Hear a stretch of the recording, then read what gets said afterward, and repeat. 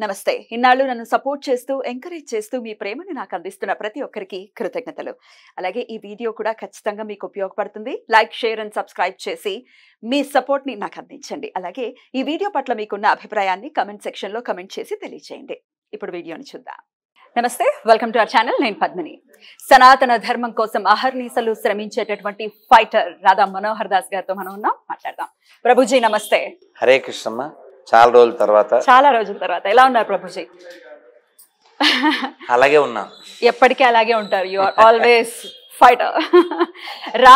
రాముడి సన్నిధానంలో ఈ రోజు మీతో ఇలా మాట్లాడటం చాలా చాలా సంతోషంగా ఉంది. కానీ తీసుకొచ్చినటువంటి టాపిక్స్ మాత్రం డెఫినెట్ గా ఇబ్బంది పెట్టేటటువంటి టాపిక్స్, ఫ్యాన్స్ ని ఇబ్బంది పెడతాయి. బట్ మాట్లాడాల్సింది అసలు సిసలు హీరోల గురించి. ఇప్పుడున్నటువంటి వైనం గురించి మనం ఒకసారి చూస్తే విలన్లని హీరోలుగా చేసేటటువంటి పరిస్థితి ఖచ్చితంగా ఉంది. అది రావణాసురుడు అనుకోండి, ఇప్పుడు లేటెస్ట్ గా కర్ణుడు ఏ విషయంలో హీరో అవుతాడు అనేది ఒక్కసారి మనం ఆలోచించుకుంటే ఆయనకి సింపతి వర్కౌట్ అయినంతగా ఇంకా ఎవ్వరికి వర్కౌట్ కాదేమో అని అనిపిస్తుంది ఒక యాంగిల్లో. ఇంకా ఆయన వీరుడు, యోధుడు, అర్జునుడి కంటే గొప్పవాడు, ఇట్లా రకరకాల మాటలు. కాదు ఇట్లా మహాభారతంలో ఇలా ఉంది, మేము విన్నాము లేదా చదువుకున్నామంటే నీకేం తెలుసు అని ప్రశ్నించేటటువంటి సో కాల్డ్ ఫ్యాన్స్ అనాలా, హిందూస్ అనాలా, అర్థం కానటువంటి పరిస్థితి. సో చెప్పండి సార్, మీకు టాపిక్ ఏంటో తెలుసు. కల్కి ఆదిపురుషు గురించి ఆల్రెడీ మాట్లాడుకోవడం జరిగింది. కల్కి గురించి చెప్పండి సార్. హరే కృష్ణ. నిన్న సెకండ్ షోకి వెళ్ళాం ఏదో హాల్లో. సినిమా చూడకముందే నేను రివ్యూ ఇచ్చా.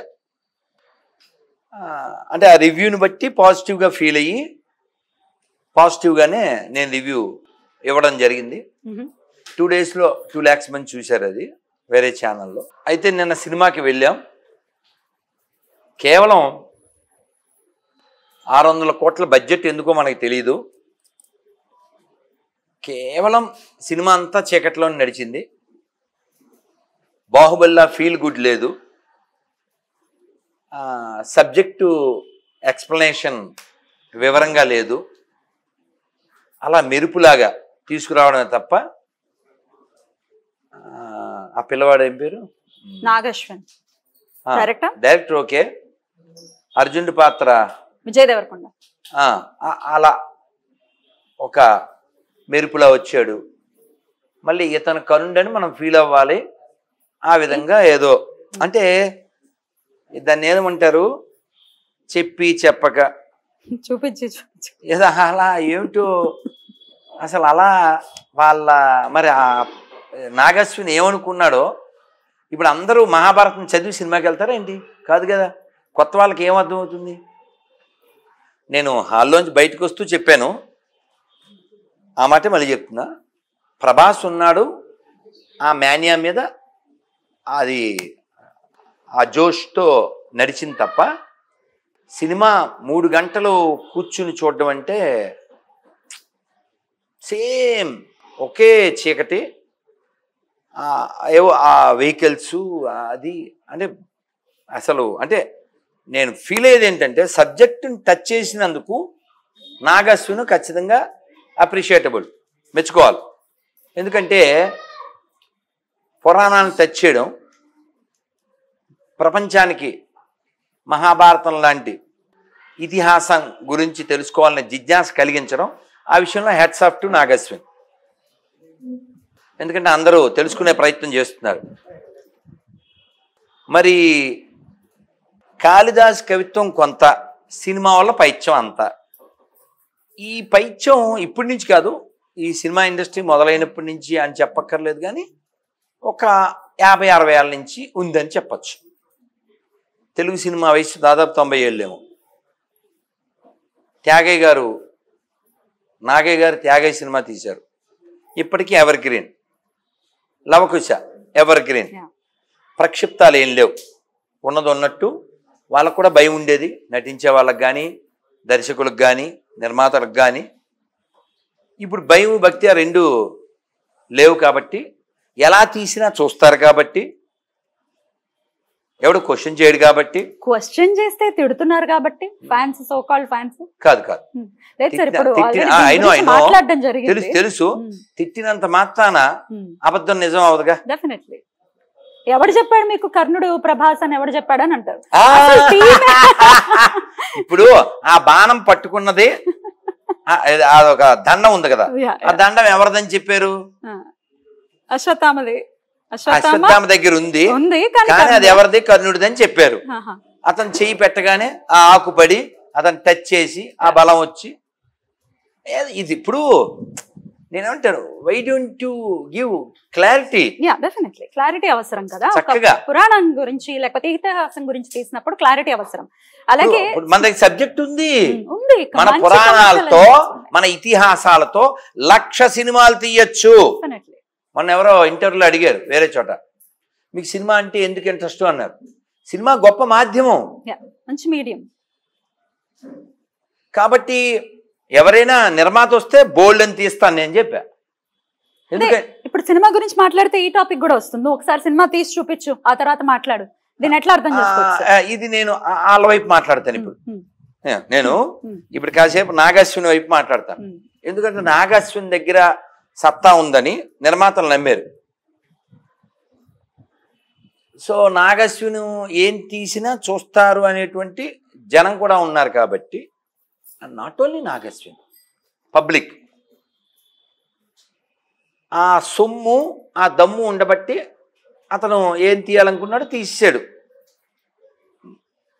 ఇప్పుడు ఎవరైతే కామెంట్ చేస్తున్నాం, నేను కాసేపు వాళ్ళ నాగశ్విని తరపునే మాట్లాడతా. ఎవరైతే కామెంట్ చేస్తున్నారో కేవలం కామెంట్ చేస్తే పని అవ్వదు. If you don't like A rule, follow the rule and come to the up and change the rule. అలా నువ్వు ఏదైతే ఇది సరైంది కాదని ఫీల్ అవుతున్నావో అది సరైంది అని చూపించే స్థాయికి నువ్వు రా. లేదు వాళ్ళు నీ మాట వినాలా చేయి, రెండున్నాయి. ఇది ఉదాహరణ కూడా చెప్తాను. కెమెరామ్యాన్ గంగతో రాంబాబు, ఆ సినిమా గుర్తుందిగా.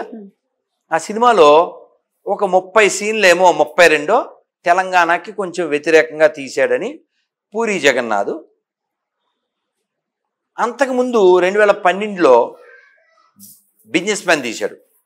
ఈ బిజినెస్ మ్యాన్ తీసినప్పుడు అశ్వమేధ యాగం గురించి దాని మీద కొన్ని డైలాగ్స్ చెప్పిస్తాడు మహేష్ బాబుతో. నేను చేసేది అప్పుడు వాళ్ళు చేసిందే అన్నట్టుగా. ఇప్పుడు టాపిక్ ఏదో అది కంటిన్యూ చేయొచ్చు, ఇది పోల్చి చెప్పడం ప్రతిదానికి. నేను ఒకరింటికి వెళ్ళాను, ఆ సినిమా రిలీజ్ అయిన కొత్తలో టీవీ ఆన్లో ఉంది. హిందువుల మనోభావాలు దెబ్బతిన్నాయని బజరంగ్ దళ్ వాళ్ళు ఆరోపిస్తున్నారు అని యాంకర్ అడిగాడు. ఎవరిని? ఈ పూరి జగన్నాథ్. పూరి జగన్నాథ్ ఏమన్నాడంటే, అసలు ఈ మనోభావాలు ఎవడు కనిపెట్టాడు అది పీకి పిసికేయాలి అన్నాడు. రామ్ గోపాల్ వర్మ స్కూల్, ఆ స్కూల్ని బట్టే సోలు. సో అలా అన్నాడు. నేను చూశాను. ఇది జరిగిన 6 నెలలకో 1 ఇయర్కో మరి గంగతో రాంబాబు వచ్చింది. అప్పుడు మనోభావాలు ఒకటి దెబ్బతినలే. అప్పుడు పూరి జగన్నాథ్ కారు దెబ్బతింది. అప్పుడు సినిమా హాళ్ళు అద్దాలు దెబ్బతిన్నాయి. పూరి జగన్నాథ్ ఇంటి అద్దాలు దెబ్బతిన్నాయి. అప్పుడు నేను స్టేట్మెంట్ ఇచ్చాను. ఎక్కడ? నిర్మల్లో, ఎక్కడైతే అక్బరుద్దీన్ ఓవైసీ మాట్లాడాడో అదే ప్లేస్లో నేను మాట్లాడుతూ, దెబ్బ తినాల్సినవి తింటే ఏది సరవ్వాల్సిందో ఉందో సరవుతుంది అని. మనోభావాలు ఒకటి దెబ్బతింటే మనోభావాలు సరవు, దెబ్బ తినాల్సినవి తింటే మనోభావాలు దెబ్బ తినకుండా ఉంటాయి. సో కాబట్టి అతను వెంటనే ఆ 32 సీన్లు కట్ చేశాడు. కాబట్టి నీకు దమ్ముందా అలా ప్రవర్తించు, నీదేదో నీది, నీ చరిత్ర కాని దాన్ని ఖండించు. లేదు నువ్వే సినిమాది, ఇది నిజం, అది చూపించు. కేవలం కామెంట్ చేసిస్తే అదే ఎగ్జాక్ట్లీ ప్రభుజీ, ఇది ఖండిస్తున్నందుకు తిట్లని తినాల్సిన పరిస్థితి ఉంది.